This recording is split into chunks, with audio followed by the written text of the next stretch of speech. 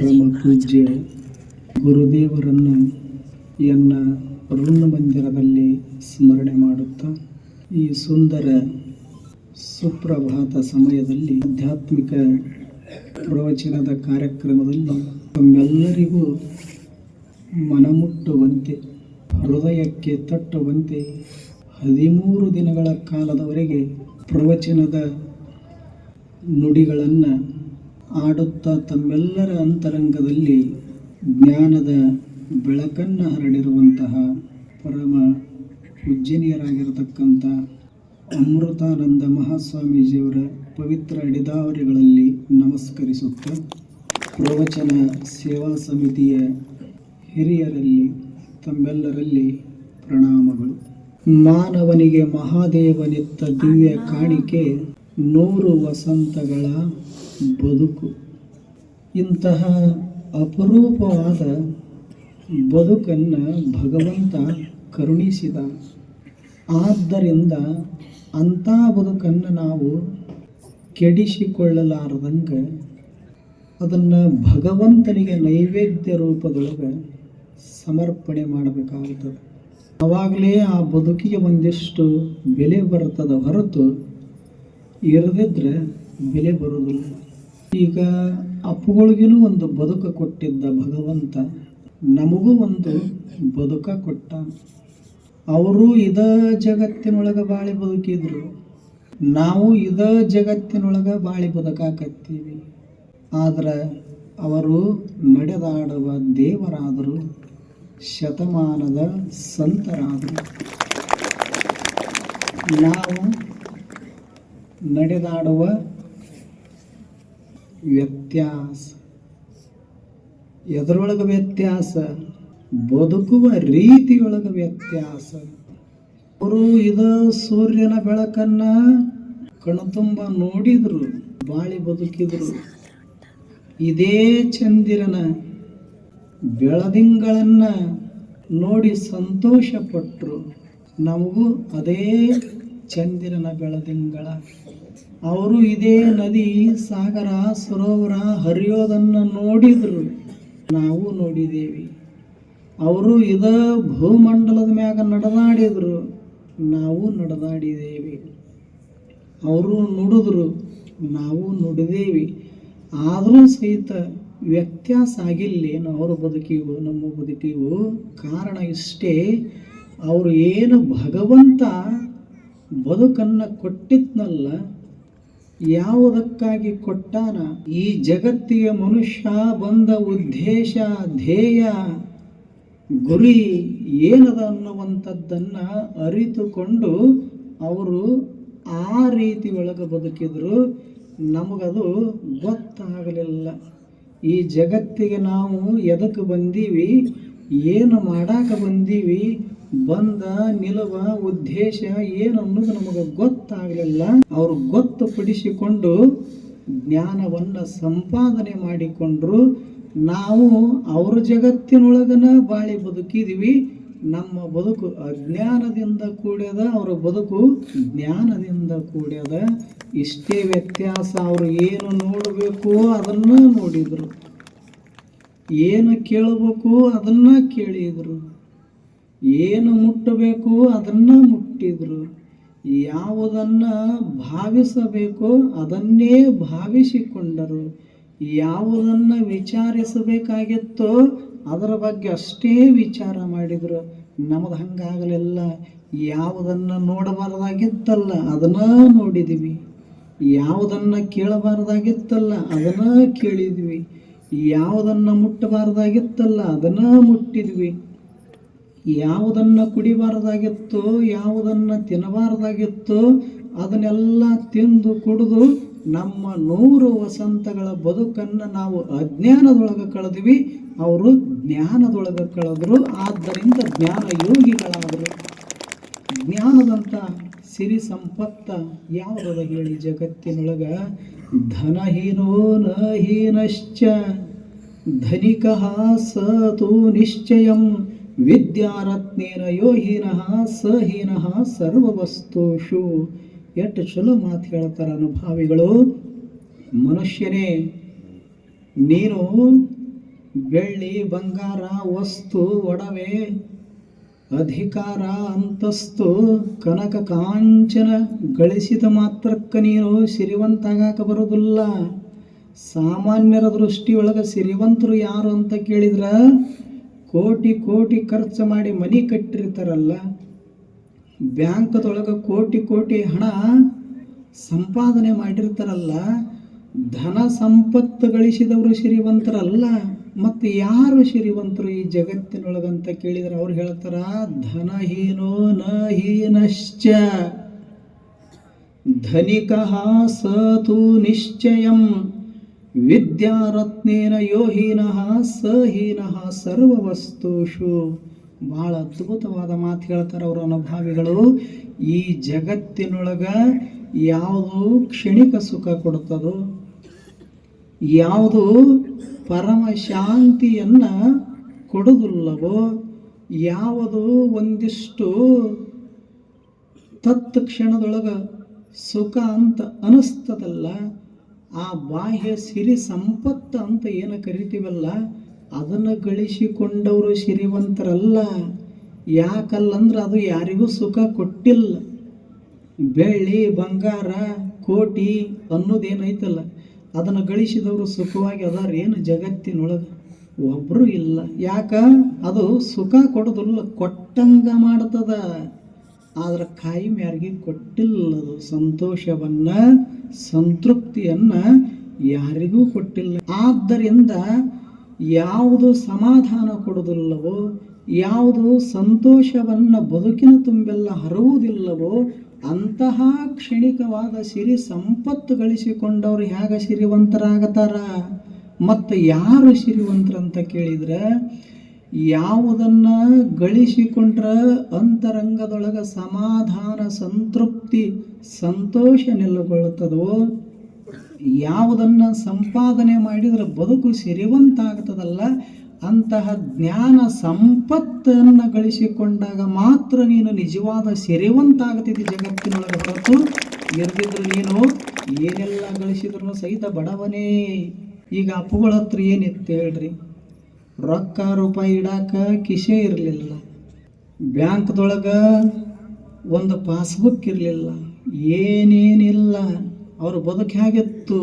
ಇದೇನದಲ್ಲ ಬಯಲಿನ ರೂಪದೊಳಗೆ ಬದುಕಿದ್ರು ಅವರು. ಅವ್ರ ಬಳಿ ಏನೂ ಇರಲಿಲ್ಲ, ಆದರೂ ಸಹಿತ ಜಗತ್ತಿನೊಳಗೆ ಅವರಷ್ಟು ಶ್ರೀಮಂತರು ಮತ್ತೊಬ್ಬರಿಲ್ಲ. ನಮ್ಮ ಬಳಿ ಎಲ್ಲ ಅದ, ಬಡವರಾಗಿ ಬದುಕಾಕತ್ತೀವಿ. ಎಷ್ಟು ವಿಚಿತ್ರ ಅಲ್ಲೇನು ಬದುಕಿನ ರೀತಿ.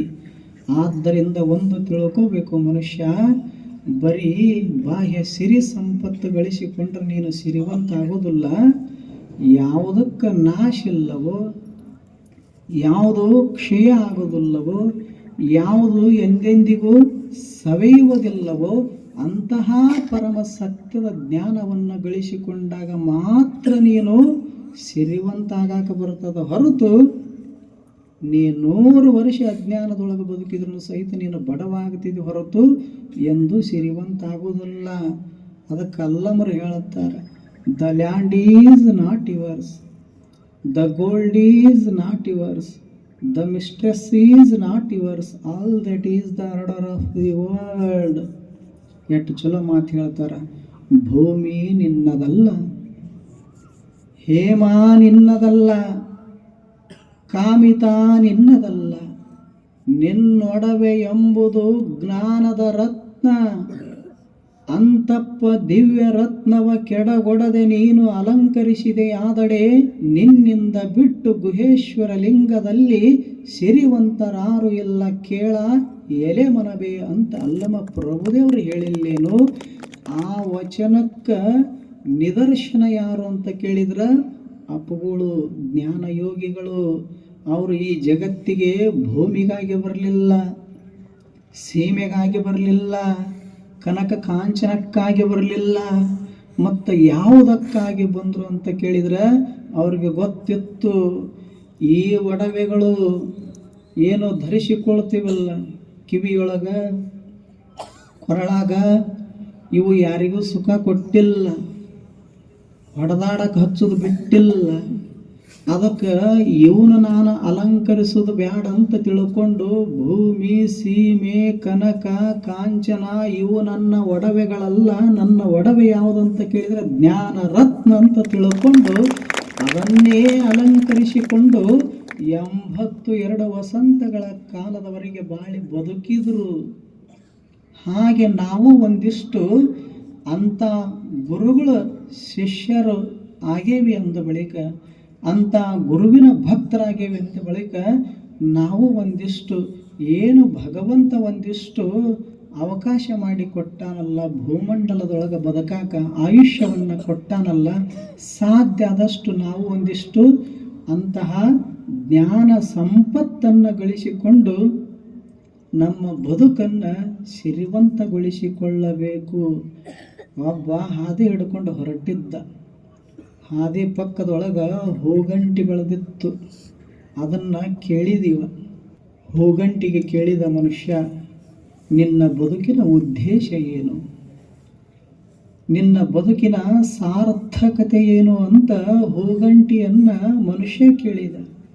ಹೂಗಂಟಿ ಹೇಳಿತು, ನನ್ನ ಬದುಕಿನ ಉದ್ದೇಶ, ನನ್ನ ಬದುಕಿನ ಸಾರ್ಥಕತೆ ಯಾವುದು ಅಂತ ನಿಂದ ಪ್ರಶ್ನೆ ಅದಲ್ಲ. ಅದಕ್ಕೆ ನಂದು ಉತ್ತರ ಹಿಂಗದ ಅಲ್ಲ. ನನ್ನ ಬದುಕಿನ ಉದ್ದೇಶ 2 ಹೂಗಳನ್ನು ಅರಳಿಸೋದು.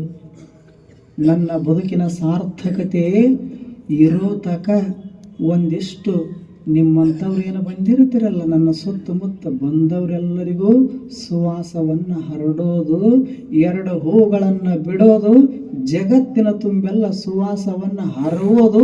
ಇದೇ ನನ್ನ ಬದುಕಿನ ಸಾರ್ಥಕತೆ, ಇದೇ ನನ್ನ ಬದುಕಿನ ಉದ್ದೇಶ. ಹೂಗಂಟಿಗೆ ಗೊತ್ತದ. ಆ ಹೂಗಂಟಿಯನ್ನು ಹಚ್ಚಿದ ಮನುಷ್ಯಗೆ ಗೊತ್ತಿಲ್ಲ ಅಂದ್ರೆ ತಗೊಂಡು ಏನು ಮಾಡೋದದ? 8 ವರ್ಷ ಬದುಕಿದ್ರೆ ಏನು ಪ್ರಯೋಜನ? ಅದಕ್ಕೆ ಅಪ್ಪುಗಳು ಇರೋ ತಕ ಏನು ಮಾಡಿದರು? ಜ್ಞಾನದ ಸುವಾಸವನ್ನು ಹರವಿದ್ರು. ಬರೀ ಭಾರತ ದೇಶ ಅಲ್ಲ, ಹೊರದೇಶದ ತುಂಬೆಲ್ಲ ಜ್ಞಾನದ ಸುವಾಸವನ್ನು ಹರವಿ ಬಂದರು. ಬಹಳಷ್ಟು ಜನ ದಾರ್ಶನಿಕರು, ದಾಸರು ಎಲ್ಲರೂ ಬಂದು ಹೋಗ್ಯಾರ ಜಗತ್ತಿನೊಳಗೆ. ಅದೇ ಒಂದು ದಾರ್ಶನಿಕರ ಸಾಲಿನೊಳಗೆ, ಅದೇ ಒಂದು ದಿವ್ಯತೆಯ ನರಿದ ಅನುಭಾವಿಗಳ ಒಂದು ಸಾಲಿನೊಳಗೆ ಯಾರು ನಿಂತಾರ ಈ 20-21ನೇ ಶತಮಾನದೊಳಗಂತ ಕೇಳಿದ್ರೆ, ಅಲ್ಲಮನ ಅಪರಾವತಾರಿಯಾಗಿ ಪರಮ ಪೂಜ್ಯರು ನಿಂತಿದ್ರು ನಮ್ಮ ನಿಮ್ಮ ಮಧ್ಯದೊಳಗೆ. ಅಷ್ಟು ದೊಡ್ಡವರು. ಅವರ ಬಗ್ಗೆ ಶಬ್ದಗಳು ಸಾಲೋದಿಲ್ಲ. ಅವರು ಮನಸ್ಸನ್ನು ಮೀರಿದವರು. ಅವರ ಬಗ್ಗೆ ಮನಸ್ಸಿನಿಂದ ಏನು ವಿಚಾರ ಮಾಡ್ತೀವಲ್ಲ, ಅಪ್ಪುಗಳ ಜೀವನದ ಪರಿಯನ್ನು, ಅವರ ಜೀವನದ ಕ್ರಮವನ್ನು, ಅದು ಮನಸ್ಸನ್ನು ಮೀರಿದ್ದು ನಿಲುವ, ಅದು ಮಾತುಗಳನ್ನು ಮೀರಿರತಕ್ಕಂಥ ನಿಲುವ. ಹಂಗೆ ಬದುಕಿದ್ರವರು ನಮ್ಮ ನಿಮ್ಮ ಮಧ್ಯದೊಳಗೆ. ಏನು ಅದ್ಭುತ ಬದುಕು! 82 ವರ್ಷ ಬರೀ ಜ್ಞಾನಕ್ಕಾಗಿ ಮೀಸಲ ಇತ್ತು. ಕಣ್ಣು ಮೀಸಲು ಶಿವನ, ಕಣ್ಣು ತುಂಬ ಎಲ್ಲ ಕಡೆಗೂ ಸಹಿತ ಪರಮ ಸತ್ಯವನ್ನೇ ನೋಡಿದರು. ಏನು ಕಣ್ಣಿಗೆ ಕಾಣಿಸ್ತದಲ್ಲ ಜಗತ್ತ, ದೇವನ ಅಭಿವ್ಯಕ್ತ ರೂಪ ಇದು.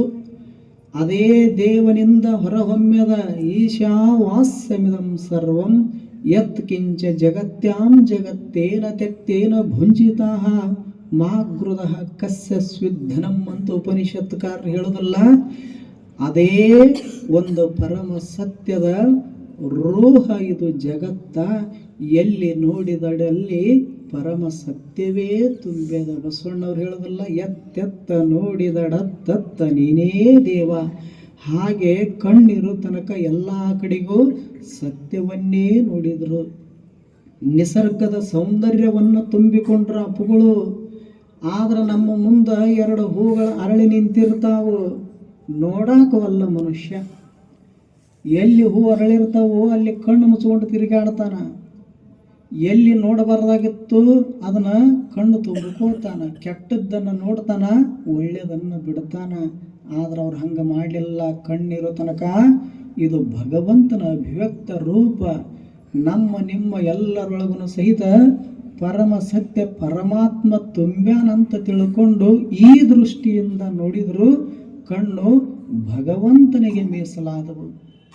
ಇರೋ ತನಕ ಸಂತರ, ಶರಣರ, ಮಹಾತ್ಮರ, ಮಹಾನುಭಾವಿಗಳ ನುಡಿಗಳನ್ನು ಕೇಳಿದ್ರು ಕಿವಿ ಪವಿತ್ರ ಮಾಡಿಕೊಂಡ್ರು, ಕೈಗಳನ್ನು ಪವಿತ್ರ ಮಾಡಿಕೊಂಡ್ರು, ಮನಸ್ಸನ್ನು ಪರಿಶುದ್ಧಗೊಳಿಸಿಕೊಂಡ್ರು, ಹೃದಯದೊಳಗೆ ಪರಮ ಪ್ರೇಮವನ್ನು ತುಂಬಿಟ್ಟುಕೊಂಡು ಬರೀ ಇಂಡಿ ಜನಗಳನ್ನು ಅಷ್ಟೇ ಅಲ್ಲ, ಇಂಡಿಯಾದವರನ್ನೇ ಪ್ರೀತಿ ಮಾಡಿದರು.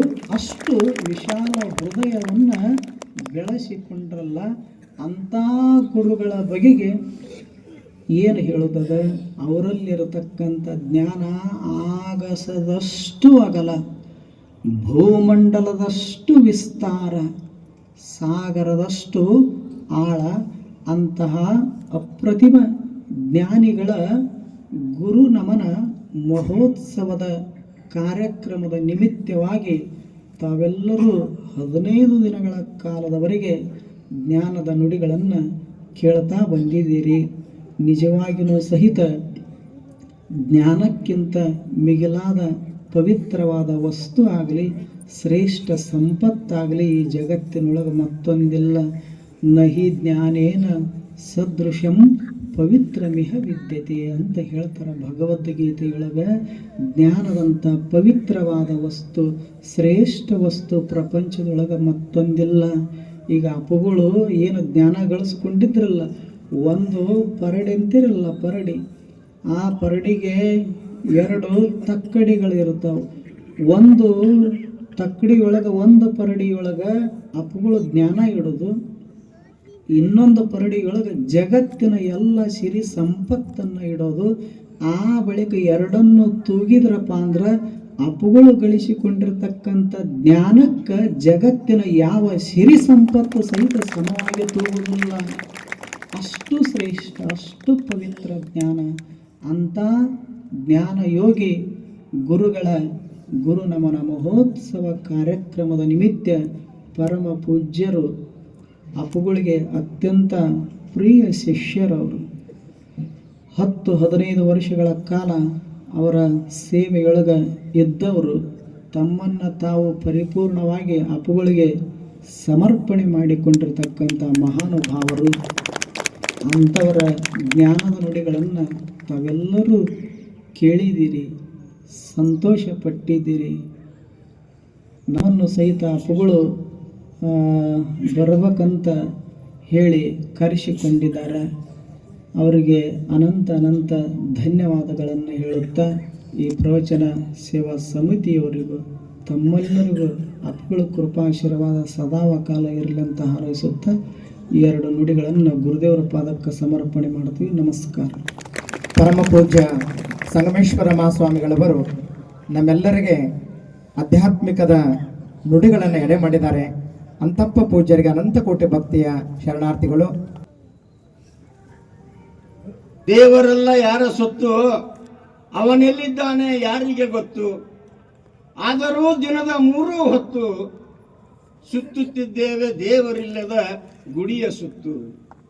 ಗುರುದೇವ ಬುದ್ಧಿಜಿ, ನೀವಿದ್ದರೂ ನಮ್ಮ ಸುತ್ತಮುತ್ತು, ನಿಮ್ಮದನ್ನ ಕೇಳಲು ನಿಮ್ಮನ್ನ ಕಾಣಲು ನಮಗೆ ಸಿಗಲೇ ಇಲ್ಲ ಪುರುಸೊತ್ತು, ನಮಗೆ ಸಿಗಲೇ ಇಲ್ಲ ಪುರುಸೊತ್ತು.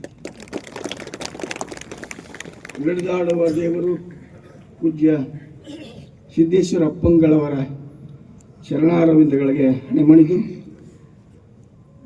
ಅಪ್ಪಾಜಿಯವರ ಬುದ್ಧಿಜಿಯವರ ಕಮಲ ಸಂಜಾತರಾದಂತಹ ಪೂಜ್ಯ ಅಮೃತಾನಂದ ಅಪ್ಪಾಜಿಯವರ ಪಾದ ಕಮಲಗಳಿಗೆ ಭಕ್ತಿಪೂರ್ವಕ ನಮನಗಳನ್ನು ಸಲ್ಲಿಸುತ್ತಾ, ಹಾಗೆಯೇ ಸಂಗಮೇಶ್ವರ ಗುರೂಜಿಯವರಿಗೂ ಸಹಿತ ಅನಂತ ಕೋಟಿ ನಮನಗಳನ್ನು ಬಸವಾನಂದ ಸ್ವಾಮೀಜಿಯವರಿಗೆ ಹಾಗೂ ಇಲ್ಲಿಯ ಸದ್ಭಕ್ತ ಮಂಡಳಿಗೆ ಎಲ್ಲ ತಂದೆ ತಾಯಿಗೆ ನನ್ನ ಶರಣಾರ್ಥಿಗಳನ್ನು ಸಲ್ಲಿಸ್ತಾ ಇದ್ದೇನೆ. ಬಹುಶಃ ನಿಮಗೆಲ್ಲ ಇವತ್ತೇನು ಅಪೂರ್ವ ಕಾರ್ಯಕ್ರಮ ಇಲ್ಲ, ಇವ್ರು ನಡೆಬಾರಕ್ಕೆ ದ್ವಿತೀಯಂಗೆ ಬಂದಾರ ಅಂತ ದಯಮಾಡಿ ಅನಿಸ್ಬೇಡ್ರಿ. ಬರೀ 5 ನಿಮಿಷ ಟೈಮು ಅಪ್ಪವ್ರ ಆಜ್ಞೆ ಆಗಿದೆ ಅಂತ ಬಂದು ನಿಂತ್ಕೊಂಡಿದ್ದೀನಿ. ಒಂದು ಮಾತು ಸಿದ್ದೇಶ್ವರ ಅಪ್ಪವ್ರ ಬಗ್ಗೆ, 2ನೇ ಮಾತು ಅಮೃತಾನಂದ ಅಪ್ಪವ್ರ ಬಗ್ಗೆ, 3ನೇ ಮಾತು ನಿಮ್ಮ ಬಗ್ಗೆ. 6 ನಿಮಿಷ ಸಾಕು ನನಗೆ. ಈಗ ಪುರುಷರು ಈ ಜಗದಲ್ಲಿ ಬರೋದು ಯಾವಾಗಲೂ ಅಲ್ಲ, ಆಗೊಮ್ಮೆ ಈಗೊಮ್ಮೆ ಜನಿಸ್ತಾ ಇದ್ದಾರೆ. ಅಂಥ ಯುಗಕ್ಕೊಮ್ಮೆ ಜನಿಸುವ ವ್ಯಕ್ತಿಗಳ ಇದ್ದುದರಿಂದ ಅವ್ರನ್ನ ಯುಗ ಪುರುಷರಂತ ನಾವು ಕರಿತೇವೆ. ಅಂಥ ಯುಗ ಪುರುಷರಲ್ಲಿ ಪೂಜ್ಯ ಸಿದ್ದೇಶ್ವರ ಅಪ್ಪಾಜಿಯವರು ಒಬ್ಬರು. ಭಾಳ ಹೆಮ್ಮೆ, ಭಾಳ ನಮಗೆ ಅಭಿಮಾನ. ನಾನು ಪದೇ ಪದೇ ಹೇಳ್ತಿದ್ದೀನಿ, ಗುಜರಾತಿನಲ್ಲಿದ್ದರು ಗಾಂಧೀಜಿ, ಬಿಜಾಪುರದಲ್ಲಿದ್ದರು ನಮ್ಮ ಬುದ್ಧೀಜಿ, ಇವರಿದ್ದಲ್ಲಿಗೆ ಬಂದರು ಆ ಮೋದಿಜಿ. ಇವರೆಂಥ ಸ್ವಾಮೀಜಿ? ಮೋದಿಜಿಯವರನ್ನ ಕರ್ಕೊಂಡು ಬಂದಂಥ ಬುದ್ಧೀಜಿಯವರನ್ನ ಕುರಿತು ಅದು ವರ್ಣಿಸಲಸದಳ, ಶಬ್ದಾತೀತ, ವರ್ಣಾತೀತ, ಭಾವಾತೀತ. ಬಹುಶಃ ಭಾವದ ಆವೇಶದಲ್ಲಿ ಕೊಚ್ಕೊಂಡು ಹೋಗ್ತಾ ಅಂಥ ಮಹಾನುಭಾವರ ಬಗ್ಗೆ ಮಾತಾಡುವ ಯೋಗ್ಯತೆ ನನಗಿಲ್ಲ. ಆದರೂ ಸುಮಾರು 10 ವರ್ಷಗಳಿಂದ ಅವರನ್ನು ನಾನು ಬಲ್ಲೆ. ನಮ್ಮ ಜೀರಂಕ್ಲಿಯ ಶಾಲೆಯ ಶತಮಾನೋತ್ಸವಕ್ಕೆ ಅವರನ್ನು 1 ವರ್ಷಗಳ ಕಾಲ ಕಾಡ ಬೇಡಿ ಕರ್ಕೊಂಡು ಬಂದು ಅವರಿಂದ ಶತಮಾನೋತ್ಸವ ಆಚರಿಸಿದ್ದ ಪ್ರಯುಕ್ತವಾಗಿ ಅವರ ಪ್ರಭಾವಕ್ಕೆ ಒಳಗಾದೆ. ಆವಾಗಿನಿಂದಲೇ ಅಪ್ಪಾಜಿಯವರ ಸಹ ದರ್ಶನ ಆಯಿತು. ಬಹುಶಃ ನಾವು ಅಪ್ಪಾಜಿಯವ್ರ ಬಗ್ಗೆ ಹೇಳ್ತೇವೆ ಏನು ಅಂತ ಕೇಳಿದ್ರೆ ಅವರಂಗೆ ಯಾರೂ ಇಲ್ಲ ಅಂತ. ಬಹುಶಃ ಅವರಂಗೆ ಯಾರೂ ಇಲ್ಲಲ್ಲ, ಇದ್ದೂ ಇಲ್ಲ, ಮುಂದೂ ಇಲ್ಲ ಅಂತ ಅದು ಸತ್ಯವಾದ ಮಾತು ಅನಿಸುತ್ತೆ. ಅವರ ಬದುಕಿನ ರೀತಿ ನೋಡಿದ್ರೆ, ಅವರ ಬದುಕಿನ ನೀತಿ ನೋಡಿದ್ರೆ ಬಹುಶಃ ಈ ಜಗತ್ತಿನಲ್ಲಿ ಹಿಂದೆ ಯಾರು ಬದುಕಿದಾರೋ ಇಲ್ಲೋ ನಮ್ಗೆ ಗೊತ್ತಿಲ್ಲ ಅನಿಸುತ್ತೆ. ಎಷ್ಟು ಶಾಂತಮಯ, ಸುಂದರಮಯ ಬದುಕನ್ನ, ವಿಶಿಷ್ಟಮಯ, ಮಾದರಿಯುಕ್ತ ಬದುಕನ್ನು ಬದುಕಿದ್ರು ಅನ್ನೋದನ್ನು ವರ್ಣಿಸಲಿಕ್ಕೆ ಸಾಧ್ಯನೇ ಇಲ್ಲ. ಅವರನ್ನು ನೆನೆದು ಸುಮಾರು 250 ಪದ್ಯಗಳನ್ನು ನಾನು ಬರೆದಿದ್ದೀನಿ.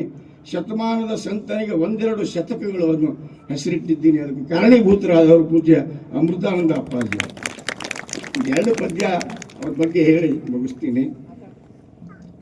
ಅಪ್ಪಾಜಿಯವರು ಹೆಂಗಿದ್ರು ಅಂತ ಕೇಳಿದ್ರೆ, ಅವರ ಜನನ ಹೆಂಗಿತ್ತು ಅಂದ್ರೆ, ಲೋಕದ ಸಂಘರ್ಷ ಪರಿಹರಿಸಲು ಬಂದ ಕಾರಣಿಕ ಪುರುಷ, ನೀವಿಲ್ಲದ ಬದುಕಲ್ಲಿ ಎಲ್ಲಿದೆ ಹರ್ಷ, ಗುರುದೇವ ನೀವು ಇರಬೇಕಾಗಿತ್ತು ಇನ್ನೂ 16 ವರ್ಷ, ಇನ್ನೂ 16 ವರ್ಷ.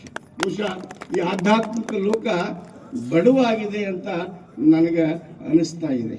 ಎಂಥ ಸಾದಾ ಸೀದಾ ವ್ಯಕ್ತಿಗಳನ್ನು ಕೇಳಿದ್ರೆ, ಖರೀದಿಸಲಿಲ್ಲ ಕಾರ, ಹಾಕಿಕೊಳ್ಳಲಿಲ್ಲ ಹಾರ, ಮಾಡಲಿಲ್ಲ ಯಾರ ಮೇಲೂ ಜೋರ, ಆಗಲಿಲ್ಲ ಯಾರಿಗೂ ಭಾರ, ಇವರು ನಿಜವಾದ ದೇವರ ಬಿಜಾಪುರದ ಶ್ರೀ ಸಿದ್ದೇಶ್ವರ. ಅಂಥ ಮಹಾನ್ ಭಾವರ ಒಂದು ಕನಸಿನ ಕೂಸು ಪೂಜ್ಯ ಅಮೃತಾನಂದ ಅಪ್ಪಂಗಳು. ಬಹುಶಃ ಗುರು ಅಂಥವರು, ಶಿಷ್ಯ ಎಂಥವ್ರು ಇರಬೇಕು? ಗುರುವಿನ ಪತಾಕೆಯನ್ನು, ಗುರುವಿನ ಕೀರ್ತಿಯನ್ನು ಎತ್ತಿ ಹಿಡಿಯುವಂಥ ವ್ಯಕ್ತಿಗಳವರು. ಬಹುಶಃ ನನಗೆ ಇನ್ನೊಂದು ಮಾತು ಹೇಳಬೇಕನ್ಸುತ್ತೆ. ಕೆಟ್ಟದ್ದನ್ನು ನೋಡಲಿಲ್ಲ ಕಣ್ಣಿಕ್ಕಿ, ಕೆಟ್ಟದ್ದನ್ನು ಕೇಳಲಿಲ್ಲ ಕಿವಿಯಿಕ್ಕಿ, ಕೆಟ್ಟದ್ದನ್ನ ಮುಟ್ಟಲಿಲ್ಲ ಕೈ ಇಕ್ಕಿ, ಎಂದೂ ಏರಲಿಲ್ಲ ಅಡ್ಡ ಪಲ್ಲಕ್ಕಿ, ನಗು ನಗುತ್ತಲೇ ಹಾರಿ ಹೋಯ್ತಲ್ಲ ಜ್ಞಾನ ಹಕ್ಕಿ. ಹೋಗ್ಬಿಡ್ತದೆ. ಹೌದಾ? ಭಾಳ 6:30 ಪ್ರವಚನ ನಮಗೆ ಕನಸಿನ ಕೂಸಾಯಿತು. ಬಹುಶಃ ಬಾನಂಗಳದ ಸೂರ್ಯ, ಆಧ್ಯಾತ್ಮ ಲೋಕದ ಸೂರ್ಯ ಆಗಿದ್ದರು ಅಪ್ಪಾಜಿಯವರು, ಬುದ್ಧಿಜಿಯವರು. ನನಗನಿಸ್ತು ಬಾನಂಗಳದ ಸೂರ್ಯ ಮುಗಿಸಿ ಹೋದ ತನ್ನ ಕಾರ್ಯ, ಕತ್ತಲೆ ಇನ್ನೂ ಅನಿವಾರ್ಯ, ಯಾರು ಬೀಳುವರು, ಯಾರು ಮಾಡುವರು ಬೆಳಕು ಬೀರುವ ಧೈರ್ಯ, ಯಾರಿಗಿದೆ ಆ ಶೌರ್ಯ ಅನ್ನುವ ಚಿಂತನೆಯಲ್ಲಿ ತೊಡಗಿದಾಗ ಆ ಆಧ್ಯಾತ್ಮಿಕ ಲೋಕದ ಧ್ರುವತಗಾರಿಯಾಗಿ ಕರಗಿದ ಕತ್ತಲೆಯನ್ನು ಕರಗಿಸುವ ಸಲುವಾಗಿ ಮೂಡಿ ಬಂದವರು ಪೂಜ್ಯ ಅಮೃತಾನಂದ ಅಪ್ಪಾಜಿಯವರು. ಬಹುಶಃ ಅವರನ್ನು ನಾನು ಬಾಲ ರವಿ ಅಂತ ಕರಿತಿದ್ದೀನಿ. ಅಪ್ಪ ಅವರು ಏನು ಕೆಲಸ ಬಿಟ್ಟಾರೆ ಆ ಕೆಲಸವನ್ನು ಮುಂದುವರಿಸ್ಕೊಂಡು ಹೋಗೋ ಜವಾಬ್ದಾರಿ ಅಪ್ಪಾಜಿಯವರ ಮೇಲೆ, ಹೆಗಲ ಮೇಲೆ ಹೊರಿಸಿದ್ದಾರೆ. ಇವರು ನಿಜವಾದ ಶಿಷ್ಯರು, ಗುರುವನ್ನು ಮೀರಿಸುವಂಥವರು ನಿಜವಾದ ಶಿಷ್ಯರು. ಒಂದು ಅರ್ಥದಲ್ಲಿ ಆ ಅಪ್ಪಾಜಿಯವರನ್ನು ನಾನು ಇವರಲ್ಲಿ ಕಾಣ್ತಾ ಇದ್ದೇನೆ. ಅದಕ್ಕೆ ಹೇಳ್ತಿದ್ದೀನಿ, ಕಾಯ ಅಮೃತಾನಂದ ಅಪ್ಪಾಜಿ ಅವರದು, ಕಾಯಕ ಸಿದ್ದೇಶ್ವರ ಅಪ್ಪಾಜಿ. ಕಾಯ ಶರೀರ ಅಮೃತಾನಂದ ಅಪ್ಪಾಜಿ, ಅದರ ಕಾಯಕ ಕೆಲಸ ಸಿದ್ದೇಶ್ವರ ಅಪ್ಪಾಜಿಯವರು. ಅದಕ್ಕೆ ಹೇಳ್ತೀನಿ, ಇವರೆಲ್ಲ ಬರೀ ಜೀವಾತ್ಮ, ಇವರೊಳಗಿದ್ದಾನೆ ಒಬ್ಬ ಪರಮಾತ್ಮ. ಅದು ಮಹಾತ್ಮ, ಅದಕ್ಕಿಲ್ಲ ಯಾವುದೇ ತಾದಾತ್ಮ, ಹೋಲಿಕೆ ಮಾಡುವಂಗಿಲ್ಲ.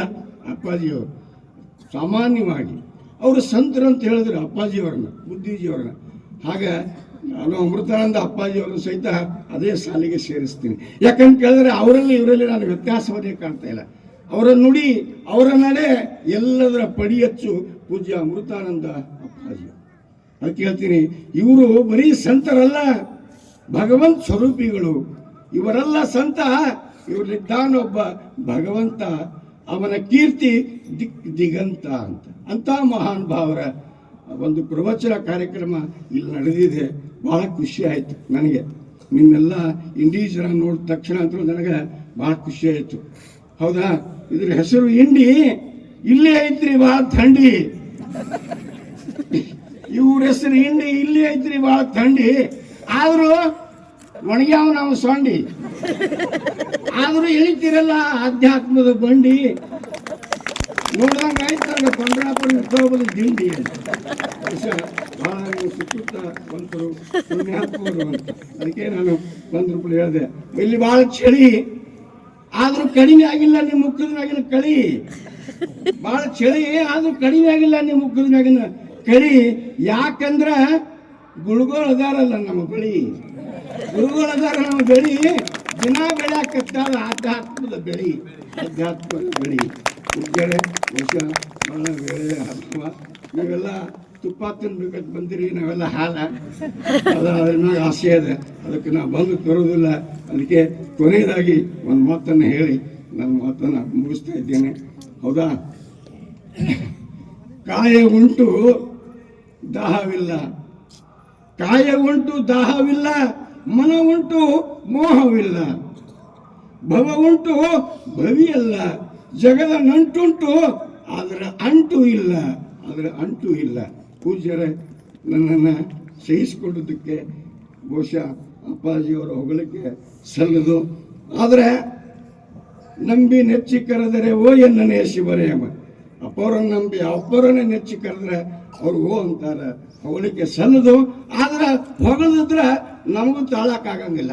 ಯಾಕಂದ್ರೆ ಸತ್ಯ ಇದ್ದುದನ್ನ ಸತ್ಯ ಅಲ್ಲಾರ್ದೆ ಕೂತ್ರ ಅದು ಸುಳ್ಳಿನಕಿಂತ ಹೆಚ್ಚು ಪ್ರಮಾದ ಪೂರಿತವಾದಂಥದ್ದು. ಬಹುಶಃ ಅವ್ರ ಆಶೀರ್ವಾದ ಅದು ಕೇಳ್ತೀನಿ. ಅವರ ಯಾಕೆ ಹೋಗ್ಬೇಕ್ರಿ ಕಾಶಿಗೆ, ಯಾಕೆ ಹೋಗ್ಬೇಕು ವಾರಣಾಸಿಗೆ? ನಮ್ಮೆಲ್ಲ ರೋಗ ವಾಸಿ ಆಗಬೇಕಾದ್ರೆ ಹೋಗ್ರಿ ಇಂಥ ಈಶ ಸ್ವರೂಪಿಗಳ ಹತ್ರ ಅಂತ. ಮಾತಿಗೆ ಬದ್ಧ ಬಹುಶಃ ಜಗತ್ತಿನ ಬುದ್ಧ ಅಂತ ಬುದ್ಧ ಸ್ವರೂಪಿಗಳು, ಶಾಂತ ಸ್ವರೂಪಿಗಳು. ಬಹುಶಃ ಅವರು ಶೂನ್ಯ ನಾವೇ, ರಾಗನೂ ಇಲ್ಲ, ವಿರಾಗನೂ ಇಲ್ಲ. ಹೌದಾ? ಆದರೆ ಭಕ್ತಿಯ ಅನುರಾಗ ಹಂಚಿಕೊಂಡವರು, ಅವರ ಭಾವ ವೀತ ರಾಗ ಅಂತ ನಾನು ಹೇಳಕ್ಕೆ ಇಷ್ಟಪಡ್ತೀನಿ. ನನಗೆ ಮಾತನಾಡಲಿಕ್ಕೆ 2 ನಿಮಿಷ ಅವಕಾಶ ಕೊಟ್ಟಿದ್ದಕ್ಕಾಗಿ ನಾನು ಈ ಅಪ್ಪಾಜಿಯವರಿಗೆ ಹಣೆ ಮಾಡಿದ್ದು. ತಮಗೂ ಭಕ್ತಿಪೂರ್ವಕ ನಮನಗಳನ್ನು ಸಲ್ಲಿಸಿ, ಆಗ ಈ ಮಂಡಳಿಗೆ ಸಹಿತ ನಾನು ಭಕ್ತಿಪೂರ್ವಕ ನಮನಗಳನ್ನು ಸಲ್ಲಿಸ್ತೇನೆ. ಯಾಕಂತ ಕೇಳಿದ್ರೆ ಕಾರ್ಯಕ್ರಮ ಆಯೋಜನೆ ಮಾಡೋದು ಭಾಳ ಕಷ್ಟ. ನಾನು 10 ದಿವಸ ಮಾಡಿದ್ದೀನಿ. ಬಹುಶಃ ಅದು ಗೋಲ್ಡನ ಗುರುತ. ಹೌದಾ? ಹಾಗಾಗಿ ಈ ಕಾರ್ಯಕ್ರಮದ ಹಿಂದೆ ಒಬ್ಬರು ಅದಾರ, ಈ ಕಾರ್ಯಕ್ರಮಕ್ಕೆ ಅವರೇ ಆಧಾರ, ಅಲ್ಲೆಲ್ಲ ಸೂತ್ರಧಾರ ಅವರೇ ನಮ್ಮ ಬಸವಲಿಂಗ ಸ್ವಾಮೀಜಿಯವರು ಪ್ರಾಸಪದಗಳ ಮುಖಾಂತರವಾಗಿ ನಮಗೆ ಆನಂದಪಡಿಸಿರ್ತಕ್ಕಂಥ ಶಿವಶಂಕರ ಗುರುಗಳಿಗೆ ಮತ್ತೊಮ್ಮೆ ಜೋರಾದ ಚಪ್ಪಾಳಿನ ತಟ್ಟಿ ಅಭಿವಂದಿಸೋಣ. ಈಗ ಅಪ್ಪಗಳ ಬರ ನುಡಿಗಳು. ರಾತ್ರಿಯು ಕಳೆಯಿತು ನಿದ್ರೆಯಲ್ಲೇ, ದಿನ ಕಳೆಯಿತು ಊಟದಲ್ಲೇ. ರಾತ್ರಿಯು ಕಳೆಯಿತು ನಿದ್ರೆಯಲ್ಲೇ, ದಿನ ಕಳೆಯಿತು ಊಟದಲ್ಲೇ. ರತ್ನದಂತಾಯಿ ನರ ಜನ್ಮ ಮೂರ್ಖಾಸಿಗೆ ಹೋಯ್ತು ಕಬೀರ, ಮೂರ್ಖಾಸಿಗೆ ಹೋಯ್ತು. ಅಂತಹ ಧನವನ್ನೇ ಗಳಿಸಲು ಬೇಕು, ಪರಗತಿಗದು ಆಗಿರಬೇಕು. ಅಂತಹ ಧನವನ್ನೇ ಗಳಿಸಲು ಬೇಕು, ಪರಗತಿಗದು ಆಗಿರಬೇಕು. ಹೊರಡುವ ದಿನದ ಒಯ್ಯುವಾಗ ಕಾನರು ಅದನಾರು ಕಬೀರ ಕಾನರು ಅದನಾರು ದೋಚುವುದಾದರೆ ಪಾರ ದೋಚೋ ಹರಿನಾಮವನೇ ದೋಚೋ ದೋಚುವುದಾದರೆ ಪಾರ ದೋಚೋ ಹರಿನಾಮವನೇ ದೋಚೋ ಪ್ರಾಣ ಪ್ರಯಾಣದ ಕಾಲದಲ್ಲಿ ಪರಿತಪಿಸುವೆ ನೀನು ಕಬೀರ ಪರಿತಪಿಸುವೆ ನೀನು ಗರ್ವದಿ ಬೀಗದಿರೈ ನೀನು ತೊರೆಯ ಅಪಹಾಸ್ಯವನು ಗರ್ವದಿ ಬೀಗದಿರೈ ನೀನು ತೊರೆಯ ಅಪಹಾಸ್ಯವನು ಜಲಧಿಯಲಿ ಹುದೈ ನಿನ್ನಯ ನೌಕೆ ಏನು ಗತಿ ಜೋಕೆ ಕಬೀರ ಏನು ಗತಿ ಜೋಕೆ. ಪೂಜ್ಯರಿಗೆ ಮತ್ತು ತಮಗೆಲ್ಲರಿಗೂ ನಮಸ್ಕಾರಗಳು. ಆಧ್ಯಾತ್ಮಿಕ ಕಾರ್ಯಕ್ರಮ ಇದು. ನಮ್ಮ ಸಂಗಮೇಶ್ವರ ಸ್ವಾಮೀಜಿಯವರು ಬಹಳ ಒಳ್ಳೆಯ ಮಾತುಗಳನ್ನು ನಾವೆಲ್ಲ ಕೇಳಿದ್ದೀವಿ. ಬಹಳ ಅನುಭಾವಿಗಳದಾರ ಅವರು ಮತ್ತು ಸಾಹಿತಿಗಳು ಕೂಡ. ಆನಂತರ ನಮ್ಮ ಮುಚ್ಚಂಡಿ ಸರ್ ಅವರು ಒಳ್ಳೆಯ ಕವಿಗಳವರು. ಒಬ್ಬ ಶಿಕ್ಷಕರಾಗಿ ಸಾಹಿತ್ಯದಲ್ಲಿನೂ ಅಷ್ಟೇ ದೊಡ್ಡ ಕಾರ್ಯವನ್ನು ಮಾಡ್ತಾ ಇದ್ದಾರೆ. ಆಧ್ಯಾತ್ಮಿಕ ಕಾರ್ಯಕ್ರಮವನ್ನು ಅವರ ಸಣ್ಣ ಊರಿನಲ್ಲಿ ಜೀರಂಕಲಿಗೆಲ್ಲಿನೂ ಮಾಡಿದ್ದರು. ಜೀರಂಕಲಿ ಜನನೂ ಇಲ್ಲಿ ಬಂದಿದ್ದಾರೆ, ಬಹಳ ಉತ್ಸಾಹಿಗಳವರೆಲ್ಲ. ಇದು ಇಲ್ಲಿ ನಡೀತಾ ಇರುವುದು ಪೂಜ್ಯರಿಗೆ ಮತ್ತು ಅವರೆಲ್ಲರಿಗೂ ಎಷ್ಟು ಸಂತೋಷ ಆಗ್ಯದ. ಬಹುಶಃ ಅಪ್ಪುಗಳನ್ನು ಸಹಿತ ಇದನ್ನೆಲ್ಲ ಇಲ್ಲೇ ಎಲ್ಲೋ ಕುಳಿತುಕೊಂಡು ಅವರು ನೋಡಿ ಸಂತೋಷ ಪಡ್ತಿರ್ತಾರೆ. ಅವ್ರದ್ದು ಒಂದೇ ಇತ್ತು, ಅದು ಜ್ಞಾನ ಪ್ರಸಾರ ಆಗಬೇಕು ಮತ್ತು ಅನುಭವ ನಡಿಬೇಕು. ಇದೊಂದೇ ಅವ್ರ ಕನಸು. ಯಾರೇ ನಡೆಸಲಿ ಅದನ್ನು, ನಾವು ಸ್ವಾಮಿಗಳ ಹೇಳ್ಬೋದು ಅಥವಾ ನೀವೇ ಇರ್ಬೋದು, ಅದು ನಡಿಬೇಕು. ಅವರೇನೂ ಮಾಡಲಿಲ್ಲ, ಏನೂ ಸಮಾಧಿ ಅವ್ರದ್ದಿಲ್ಲ ಮತ್ತು ಅವ್ರದ್ದೊಂದು ಕುರುಹು ಅಂತೇನಿಲ್ಲ. ಅವ್ರದ್ದು ಏನಾದರೂ ನಿಜವಾದಂಥ ಕುರುಹು ಇತ್ತು ಅಂದರೆ ಇದೇ ಜ್ಞಾನನೇ ಅವ್ರದ್ದೊಂದು ಕುರುಹು. ಅದು ಬೆಳಗ್ಗೆ ನಡಿಬೇಕು ಅಂತ ಹೇಳಿ ನೀವೆಲ್ಲರೂ ಸಂಕಲ್ಪವನ್ನು ಮಾಡಿ ಇವತ್ತು 13 ದಿವಸಗಳವರೆಗೆ ನಡೆದ. ಅದು ಹೆಂಗೆ ಚಲೋ ಆಯಿತು ಏನಾಯಿತು ಅದು ದೇವ್ರಿಗೆ ಬಿಟ್ಟದ್ದು, ಅಪ್ಪುಗಳಿಗೆ ಬಿಟ್ಟದ್ದು. ನಾವು ನಮ್ಮ ಕರ್ತವ್ಯವನ್ನು ಮಾಡೋದು. ಈಗ ಸಣ್ಣ ಹುಡುಗರು ಆಟ ಆಡ್ತಿರ್ತಾವೆ ನೋಡ್ರಿ, ಅವು ಒಂದು ಮನೆ ಕಟ್ತಾವೆ ಮತ್ತು ಮದುವೆ ಮಾಡ್ಕೊಳ್ತಾವೆ, ಆ ಬಳಿಕ ಏನೇನೋ ಕೊಡ್ತಾವೆ, ತೆಗೆದುಕೊಳ್ತಾವೆ.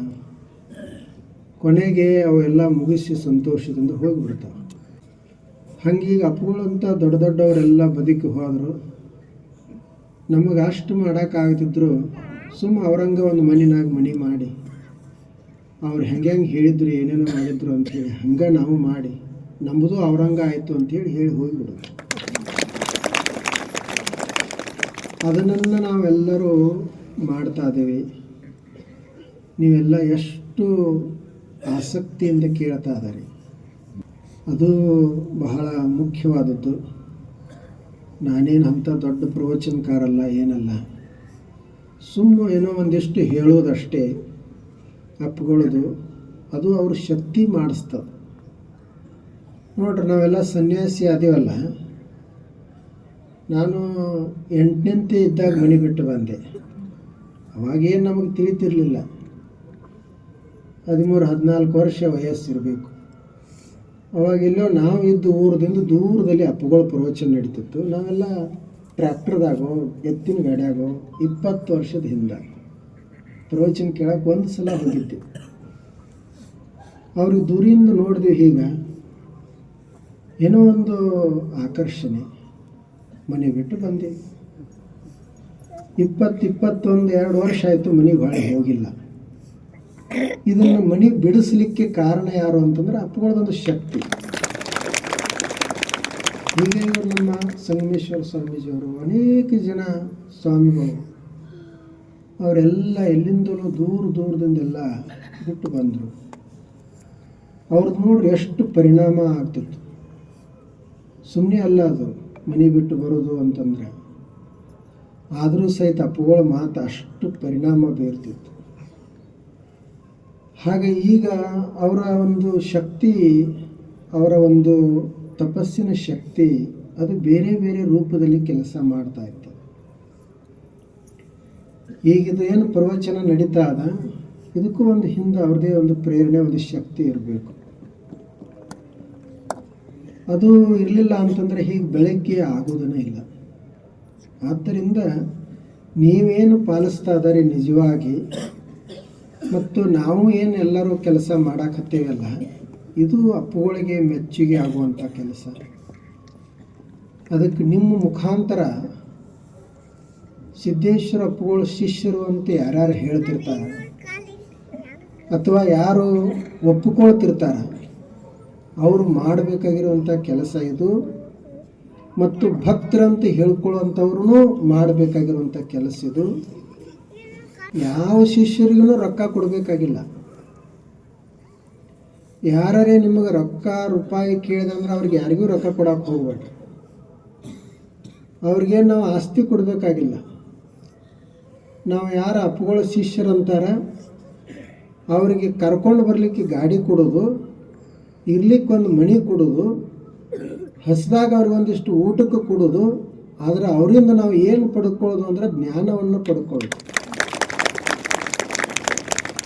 ಮತ್ತು ಯಾರು ರೊಕ್ಕ ರೂಪಾಯಿ ಹೊರಗಿನ ಕೀರ್ತಿ ವೈಭವಕ್ಕೆ ಅವರ ಆಸೆ ಪಡ್ತಾರೆ ಅವರ ಅಪ್ಪುಗಳ ಶಿಷ್ಯರಾಗಲಿಕ್ಕೆ ಸಾಧ್ಯ ಇಲ್ಲ, ಖರೇ ಶಿಷ್ಯರಾಗಕ್ಕೆ ಸಾಧ್ಯ. ನಾವು ಅಪ್ಪುಗಳು ಮನೆ ಬಿಟ್ಟು ಬಂದಾಗ ಅಪ್ಪುಗಳದೊಂದು ದೊಡ್ಡ ಪೀಠ ಐತಿ, ಅವ್ರದ್ದು ಬಂಗಾರ ಐತಿ, ಸಿಂಹಾಸನ ಐತಿ, ಅದಕ್ಕೆ ನಾನು ಸಿಂಹಾಸನ ಮೇಲೆ ಕೂಡಿಸ್ತಾರೆ ಅಂತ ನಾವು ಬರಲಿಲ್ಲ. ನಮಗೇನೂ ಗೊತ್ತಿರಲಿಲ್ಲ. ವಿಜಯಪುರ ಅಂದರೆ ಗೊತ್ತಿರಲಿಲ್ಲ. ನಾನು ವಿಜಯಪುರ ಬಸ್ ಸ್ಟ್ಯಾಂಡ್ದಾಗ ಬಂದು ಇಳಿದಾಗ ನಿಮಗೊಂದು ಘಟನೆ ಹೇಳಿಬಿಡ್ತೀನಿ. ಅದನ್ನು ಬಸ್ ಸ್ಟ್ಯಾಂಡ್ದಾಗ ಇಳಿದಾಗ ನನ್ನ ಹತ್ತಿರ 15 ರೂಪಾಯಿ ಇತ್ತು ರೀ, ಮುಚ್ಚಂಡಿ ಸರ್. ಆ ಕುದುರೆ ಗಾಡಿ ಇದ್ದು, ಅವಾಗ ರಿಕ್ಷಾನು ಭಾಳ ಇರಲಿಲ್ಲ, ಕುದುರೆ ಗಾಡಿ ಇದ್ದು.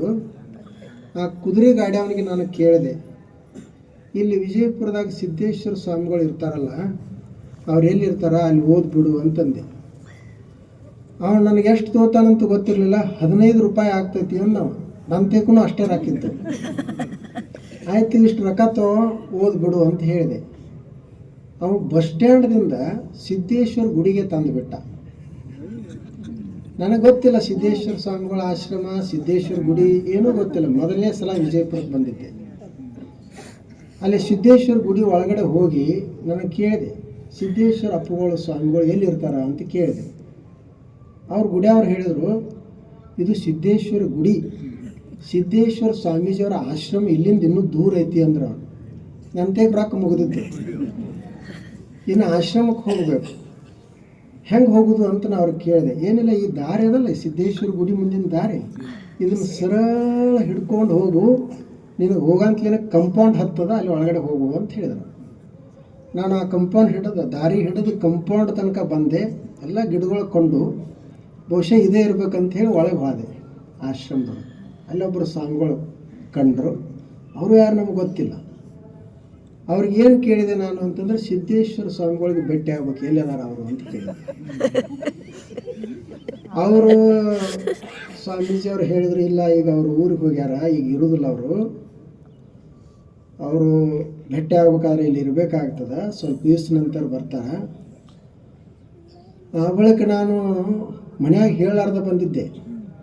ಅವ್ರಿಗೆ ಹೇಳಿದೆ, ಸ್ವಾಮೀಜಿ ಅವರಿಗೆ ಈಗ ಹೇಳಲಾರ್ದ ಬಂದನೆ ಮತ್ತೆ ಹೋಗಿ ಮತ್ತೆ ಬರ್ತೀನಿ, ಅವ್ರು ಯಾವಾಗ ಬರ್ತಾರೆ ಹೇಳ್ರಿ ಅಂತ ಹೇಳಿ. ನೋಡ್ರಿ ಅವಾಗ ಆ ಏನೊಂದು ಆಸಕ್ತಿ.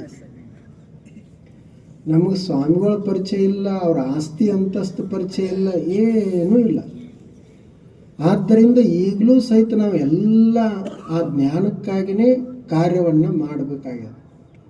ಅದು ಬಹಳ ಮಹತ್ವದಾದದ್ದು. ಹಾಗೆ ಇಲ್ಲಿ ನಡೀತಾ ಇದೆ. ಇದು ಇಂಡಿಯಲ್ಲಿ 2013ರಲ್ಲಿ ಅವರು ಮಾಡಿದರು.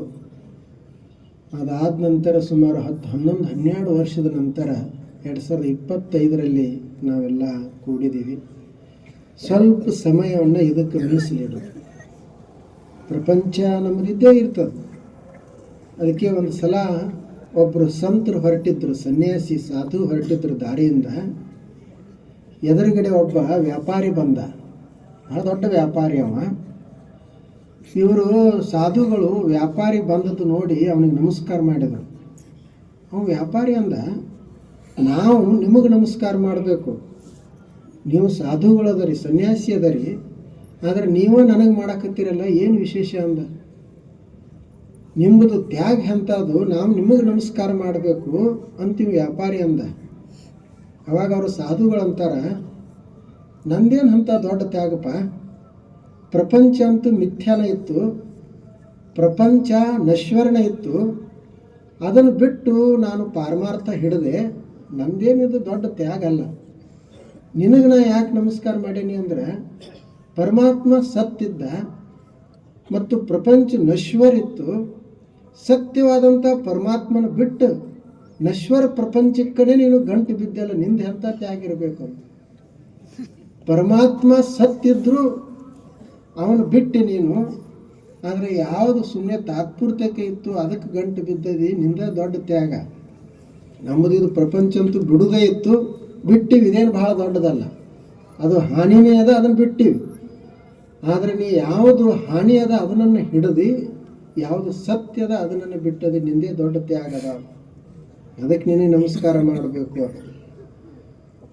ಹಾಗಾಗ್ತದೆ. ನಮ್ಮದು ಬರೀ ಪ್ರಪಂಚವನ್ನು ನಾವು ಮಾಡಿದ್ದೀವಿ ಅಂದರೆ, ಈ ಜೀವನದಲ್ಲಿ ನಾವು ಸ್ವರ್ಗವನ್ನು ನಿರ್ಮಿಸಬೇಕಾಗಿತ್ತು ಅಂತಂದರೆ ಸ್ವಲ್ಪ ತಿಳ್ಕೊಳ್ಬೇಕಾಗ್ತದೆ. ಒಬ್ಬ ಮುಸ್ಲಿಂ ಹೆಣ್ಮಗಳಲ್ಲಿ ಒಬ್ಬ ರಾಬಿಯಾ ಅಂತ ಆಗಿ ಹೋದಳು. ಆಕೆ ಒಂದು ಸಲ ದೊಡ್ಡ ಸಂತಳಿದ್ದಳು. ಆಕೆ ಒಂದು ಸಲ ಒಂದು ಕೈಯೊಳಗೆ ಬೆಂಕಿಯ ದಿವುಟಿಗೆ, ಇನ್ನೊಂದು ಕೈಯೊಳಗೆ ನೀರಿನ ಕಳಶ ಹಿಡ್ಕೊಂಡು ಹೊರಟಿದ್ದಳು ದಾರಿಯಿಂದ. ಎದುರಿಗೆ ಒಬ್ಬ ಮನುಷ್ಯ ಬಂದು ಕೇಳಿದ, ಏನಿದು ವಿಚಿತ್ರ, ಕೈಯಾಗ ದಿವುಟಿಗೆ ಹಿಡ್ಕೊಂಡದಿ, ಇನ್ನೊಂದು ಕೈಯೊಳಗೆ ನೀರಿನ ಕಳಶ ಹಿಡ್ಕೊಂಡದಿ, ಎಲ್ಲಿ ಹೊಂಟದಿ ಅಂತ. ಅವಾಗ ಆಕೆ ಹೇಳ್ತಾಳೆ, ಈ ಕೈಯಾಗ ದಿವುಟಿಗೆ ಯಾಕೆ ಹಿಡ್ಕೊಂಡು ಹೊಂಟನಿ ಅಂದ್ರೆ, ಈ ಮನುಷ್ಯ ಈ ಪ್ರಪಂಚದಾಗ ಚೆಂದಾಗಿ ಬಾಳ್ತಾ ಇಲ್ಲ, ಎಲ್ಲೋ ಆಕಾಶದೊಳಗೆ ಸ್ವರ್ಗ ಐತೆ ಅಂತ ತಿಳ್ಕೊಂಡಾನ, ಆ ಸ್ವರ್ಗಕ್ಕೆ ಬೆಂಕಿ ಹಚ್ಚಕ್ಕೆ ಹೊಂಟನಿ ಅಂತ. ಅಲ್ಲೇ ಐತಿ ಸ್ವರ್ಗ, ಅಲ್ಲೇ ಐತಿ ಸ್ವರ್ಗ ಅಂತ ಹೇಳಿ ಇಲ್ಲಿ ಬದುಕುವುದನ್ನೇ ಮರೆತ. ಎಲ್ಲಿ ಹೂಗಳು ಅರಳ್ತಾವ, ಎಲ್ಲಿ ಬಂಧು ಬಾಂಧವರದಾರ, ಎಲ್ಲಿ ಪ್ರೀತಿಸುವಂಥ ಜನ ಅದಾರ, ಅಂಥಲ್ಲೇ ಮನುಷ್ಯ ಈತ ಸ್ವರ್ಗವನ್ನು ಕಾಣ್ತಾ ಇಲ್ಲ. ಇನ್ನು ಎಲ್ಲಿ ಆಕಾಶದೊಳಗೆ ಸ್ವರ್ಗ ಕಾಣ್ತಿರ್ಬೇಕು, ಹಂಗೊಂದು ಐತಿ ಅಂತ ಅವ್ನು ತಲೆಯಾಕೆ ಹೊಕ್ಕೈತಿ, ಅದಕ್ಕೆ ಆ ಸ್ವರ್ಗಕ್ಕೆ ಬೆಂಕಿ ಹಚ್ಚಿ ಬರ್ತೀನಿ ಅಂತಂದಳು. ಮತ್ತಿದು ನೀರನ್ನು ತೊಗೊಂಡು ಹೊಂಟದಲ್ಲ, ಇದನ್ನ ಯಾಕೆ ತೊಗೊಂಡು ಹೊಂಟದೆ ಅಂತ. ಅವಾಗ ಆಕೆ ಹೇಳಿದಳು, ಈ ನೀರು ಎದಕ್ಕೆ ಒಯ್ಯಾಕತ್ತೀನಿ ಅಂದರೆ, ಕಳಶ ಮನುಷ್ಯ ನರಕೊಂದು ಐತಿ ಅಂತ ತಿಳ್ಕೊಂಡಾನ, ಆ ನರಕದೊಳಗೆ ಬೆಂಕಿ ಐತಿ ಅಂತ ತಿಳ್ಕೊಂಡಾನ, ಅದು ನಮ್ಮನ್ನು ಸುಡ್ತೈತಿ ಅಂತ ಭಾವಿಸ್ತಾನೆ. ಅವನು ಸುಡಬಾರ್ದು, ಅದು ಎಲ್ಲಿ ಐತಿ ಅದಕ್ಕೆ ನೀರು ಹಾಕಿ ಅದನ್ನು ಆರಿಸ್ಬೇಕಂತ ಹೊಂಟನಿ ಅಂತ ರಾಬಿಯಾ ಹೇಳ್ತಾರೆ. ನೋಡ್ರಿ ಅದು ಹೇಗಿರ್ಬೇಕು. ಹಾಗೆ ನಮ್ಮದು ಸ್ವರ್ಗ ನಿರ್ಮಾಣ ಆಗ್ಬೇಕು ಈ ಭೂಮಂಡ. ಉಳಿದವ್ರು ಯಾರೇ ಏನಾರೇ ಅಂದ್ಕೊಳ್ಳಿ, ನಾವು ನಮ್ಮ ಬದುಕನ್ನು ಶ್ರೀಮಂತಗೊಳಿಸ್ಕೊಳ್ಳೋದು, ಹಾಗೆ ಬದುಕುವುದಕ್ಕಾಗಿಯೇ, ಹಂಗೆ ಸುಂದರ ಮಾಡ್ಕೊಳ್ಳೋದಕ್ಕಾಗಿಯೇ ಇದೊಂದು ಆಧ್ಯಾತ್ಮಿಕ ಚಿಂತನ ನಡೆದದ. ಇವತ್ತೆಲ್ಲ ಬಹಳ ವಿಶೇಷ ಕಾರ್ಯಕ್ರಮ ಆಯಿತು, ಬಹಳ ಸಂತೋಷ. ಅವ್ರಿಗೆ